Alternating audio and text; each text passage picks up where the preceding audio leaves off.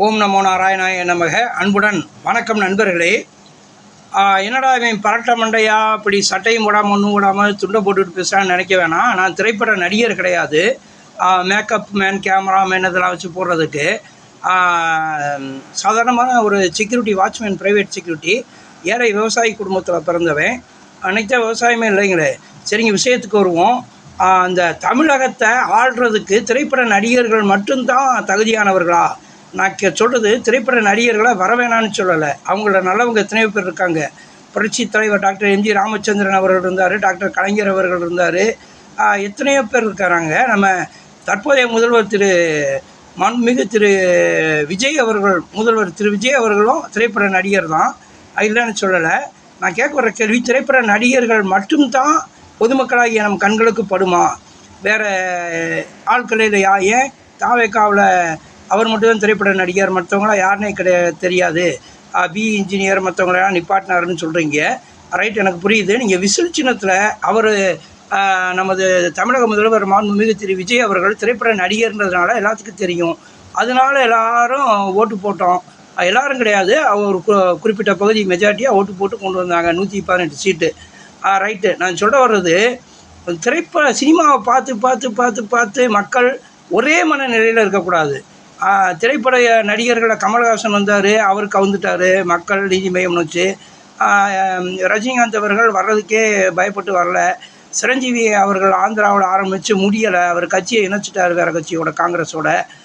அப்புறம் Telugu lady super star Vijayashanti அம்மா அவர்கள் ஆரம்பித்தாங்க, கட்சி முடியலை, நிப்பாட்டிட்டாங்க. டி ராஜேந்தர், பாக்கியராஜ், இப்படி எத்தனையோ பேர். நமது மக்கள் திலகம் டாக்டர் சிவாஜி கணேசன் அவர்கள், எத்தனை பேர் முடியலை. சரி, நமது மாண்புமிகு முதல்வர் விஜய் அவர்கள் எப்படி வந்தாங்கன்னு எல்லாத்துக்குமே ஒரு ஆச்சரியமாக இருக்குது. புரட்சி தலைவர் எம்ஜி ராமச்சந்திரன் அவர்கள் 150 படம் நடித்தார். நமது தமிழக முதல்வர் மாண்புமிகு விஜய் அவர்கள் 69 படம் நடித்தாங்க.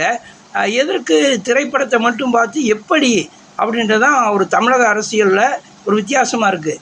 கேரளாவில் நடிகர்களுக்கு ஓட்டளிக்க மாட்டாங்க, வாக்களிக்க மாட்டாங்க. கர்நாடகா, ஆந்திரா, மற்ற எந்த இந்திய நாட்டில் எங்கேயுமே அப்படி கிடையாது. ஒரு சில இடங்களில் வேணால் வெற்றி பெறலாம், நிரந்தரமாகவும் இருக்காது. சரி, திரைப்பட நடிகர்கள் நல்லவர்களாக இருக்க பட்சத்தில் தவறில்லை. மற்ற திறமையானவங்க எத்தனையோ பேர் இருக்கிறாங்க, அவங்க தெரிய மாட்டேங்குது, அதுதான் விஷயம். சரி, நமது திரைப்பட நடிகராக இருந்த வந்த தமிழக முதல்வர் மாண்புமிகு விஜய் அவர்கள் ஒரு 1.5 மாதம் ஆகியிருக்குது. இன்னும் சில மாதங்கள் போகட்டும். அவர்களுக்கு கொடுத்துருக்கக்கூடிய தேர்தல் வாக்குறுதிகள் நிறையா இருக்குது. 6 கேஸ் சிலிண்டரு, பெண்களுக்கு 2500 ரூபா, அனைத்து மகளிருக்கும் அனைத்து பேருந்துகளும் தமிழ்நாடு முழுக்க இலவச பயணம். அப்புறம் 30 வயசுலேருந்து அரசாங்க பதவி இல்லாத இளைஞர்களுக்கு மாதம் 4000.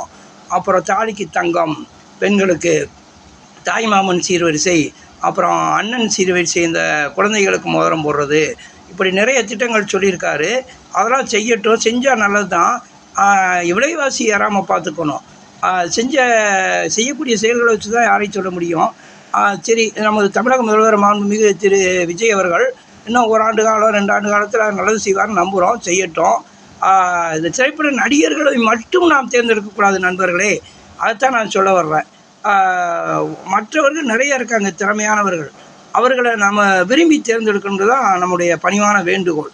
திரைப்பட நடிகர்கள் மட்டும் தானா அப்படின்றது தான் கேள்வி. அவர்களை யாரையும் வர வேணான்னு சொல்லலை, அவங்கள கெட்டவங்களும் சொல்லலை. அவங்கள எத்தனை பேர் நல்லவங்க இருக்காங்க. இப்போ சூர்யாவுக்கு ஒரு ரசிகர் கூட்டம், நடிகர் சூர்யா அவர்களுக்கு ரசிகர் கூட்டம், ஆர்யா அவர்களுக்கு ரசிகர் கூட்டம், சிவகுமார் அவர்களுக்கு ரசிகர் கூட்டம், அப்புறம் நிறையா இருக்கிறாங்க. சிம்பு அவர்களுக்கு ரசிகர் கூட்டம், ரஜினிகாந்த், கமல்ஹாசன், இப்படி ரசிகர் கூட்டமாக சேர்ந்து ஒரு முதல்வரை உருவாக்குறது எப்படின்றது தான் ஒரு கேள்வி. சரி, வரட்டும், நல்லதே நடக்கும், கான்ஃபிடெண்ட்டாக இருங்க. நல்லதே நடக்கும், கான்ஃபிடெண்ட்டாக இருங்க. பார்ப்போம், எல்லாம் ஆட்சி முறை, காட்சி முறை எல்லாத்தையும் பார்ப்போம். திரைப்பட நடிகர்களை மட்டும் தேர்ந்தெடுப்பது என்பது யோசனைக்குரிய விஷயம். நல்லது செய்யட்டும் நண்பர்களே. வாழ்த்துக்கள். வாழ்க வளமுடன்.